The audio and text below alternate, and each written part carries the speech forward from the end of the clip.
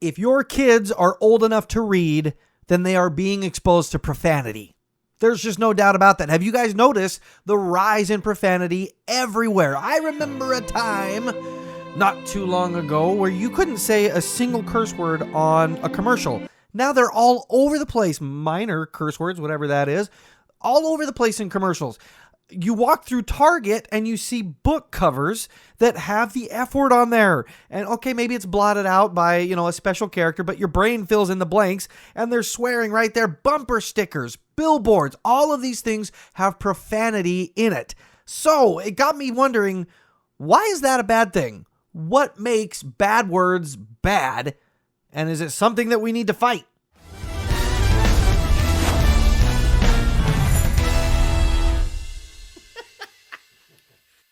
Welcome to Saints and Screens, where entertainment and faith collide. I am your humble host, Kyle Jacobs. Thanks for joining me today. Don't forget to like and subscribe and share and all that jazz.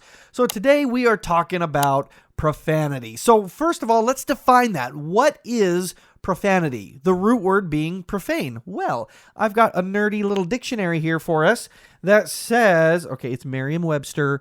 Merriam-Webster, I don't know if that's a name. You're not a nerd. You've provided great service to us. It says profane. This is going to be interesting to you guys. To treat something sacred with abuse, irreverence, or contempt. To debase by a wrong, unworthy, or vulgar use. If you keep going down here, to be profane is not concerned with religion or religious purposes. Not holy because unconsecrated, impure, or defiled. I thought that was interesting. There's such a religious undertone to even the word of profanity. Now, here's another one. It talks about vulgarity, being vulgar. Let's see, Merriam-Webster, what you have to say about that. Lacking in cultivation, perception, or taste, morally crude, undeveloped, or unregenerate, offensive in language, lewd, or profanely indecent, right? So that's vulgar. Profanity, profane, vulgar, all those things are the same things. So what makes that bad? Now, noticeably here, there's a lot of subjectivity. When we're talking about vulgarity, it is a little bit according to the times and seasons of your society, right? Which is why I think a lot of people just don't worry about profanity anymore. They're just okay to just say whatever they want because it's old-fashioned. Our times don't consider that vulgar or profane. Well, that's kind of the thing here. That's the problem. Our society noticeably is drifting, maybe even leaping away from God. And profanity may be that canary in the coal mine that lets us know, hey, we are rapidly going away from the Lord and from His standards. Profanity may just be this small thing, but maybe it's not just this small thing. So with that understanding, we're going to go into some of these words here and see how are they profane. Now, if kids are watching, I'm not going to say any bad words here, but we're going to kind of dive into this just really briefly to talk about what makes each word bad. So here it goes. So the big one, the F word. Oh, fudge. Only I didn't say fudge. Now, think about how that is desecrating something holy. You think about the origination and the use of that word. We know that is treating something sacred with abuse, irreverence, or contempt.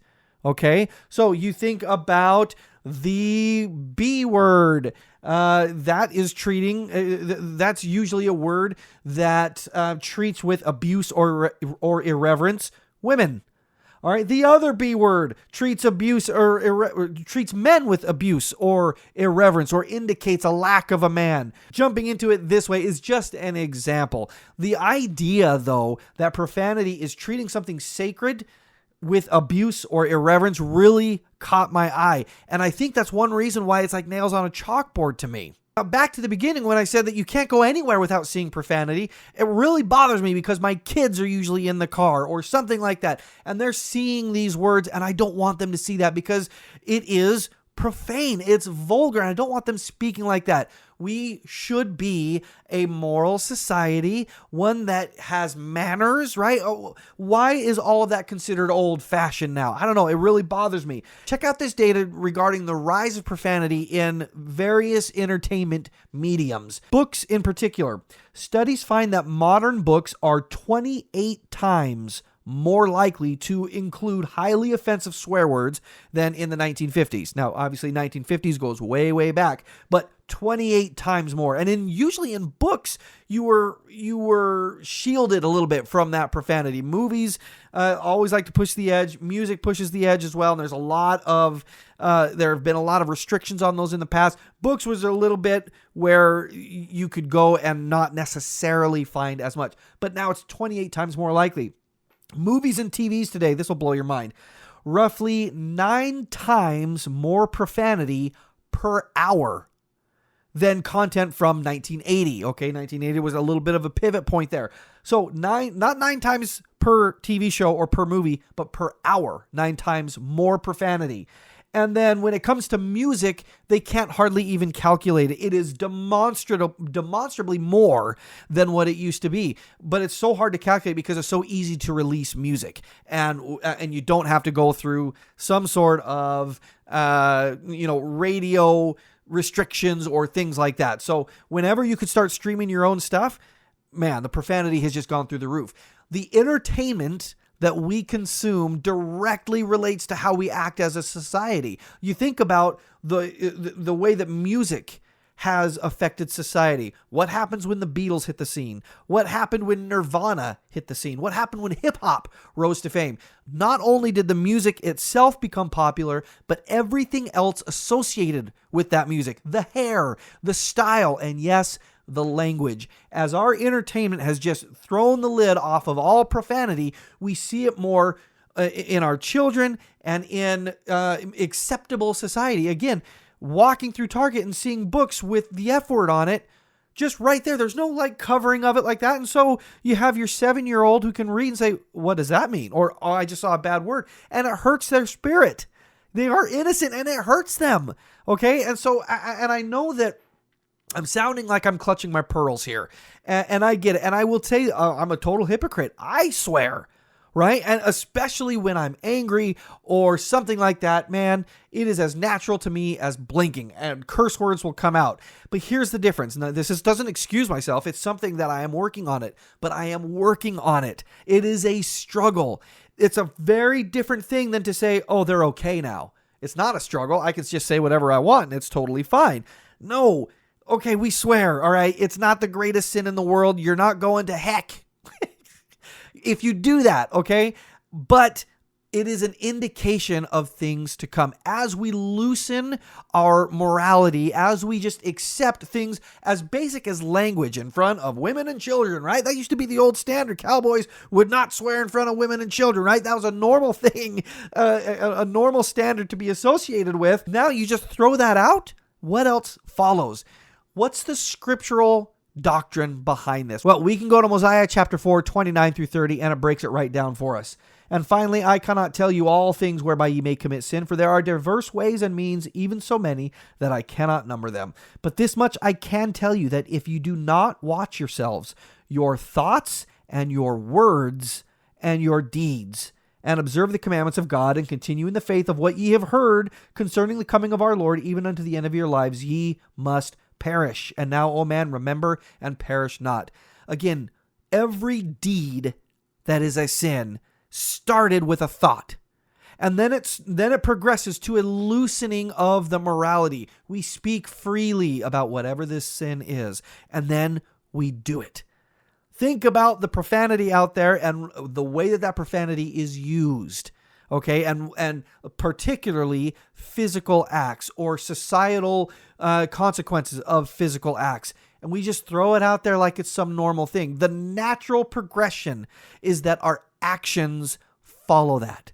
Now, I've talked about this before, and I got all sorts of comments talking about like, hey, stop shielding your kids. They're going to see it anyways. You might as well prepare them for that. Now, I don't throw those comments away. I agree that you need to have more grown-up conversations with your kids than you could say that you would have back in the 1950s, right? If you're not talking to your children about pornography by the time they're 8 or 9 years old, they're going to be exposed to it anyways. And that's a terrible thing. But we are in this time where our kids need to know about these things. So I get that sentiment. But to me, it's kind of like a snake eating its tail. Well, you got to prepare them for all that vulgarity out there. So you might as well expose them to it. Well, I wouldn't have to prepare them for that if we hadn't accepted the profanity and the vulgarity to begin with. So we've created this problem. It's almost like, hey, gambling in sports is totally legal, but also let's come up with all sorts of ways to overcome gambling addictions. Right? What? It's a total grift. All right. So yes, I understand that you do need to teach your children about what's right and what's wrong. And I am grateful for the opportunities to be able to point out and say that was wrong. But when I do that, don't call me judgmental, because I'm trying to teach my kids proper and God-centered morality. I am also trying to keep the world separate from my home. If we go out to Target and see these books that contain language, or drive by a billboard that contains all this language, I want them to know that that's not right and that's not acceptable, and here's why. Right? So it's not like, oh, if you use bad words, you're going to hell, or you're a bad person. That's not the case. Otherwise, I'd be in big trouble. Like I said, it flows out of me like crazy sometimes. It's a matter of being able to teach your kids what's right and wrong, and not accepting and not exposing to them those things that are wrong, because as you expose that to them, they start to think it's okay. If they're exposed in another way, but they are armed with an understanding of the fact that that is not okay to do, then they learn, right? So there's a huge difference between just opening the floodgates and going forth with that struggle to say this is what's right and this is what's wrong, because words can just be words until they're more than that. Well, you guys, if you liked what you heard, like and subscribe, and don't forget to share. Jump in the comments. Tell me what you think. Am I being way too prude about this? Thank you once again for hanging out with me, and don't forget to make inspired entertainment choices. We'll see you next time.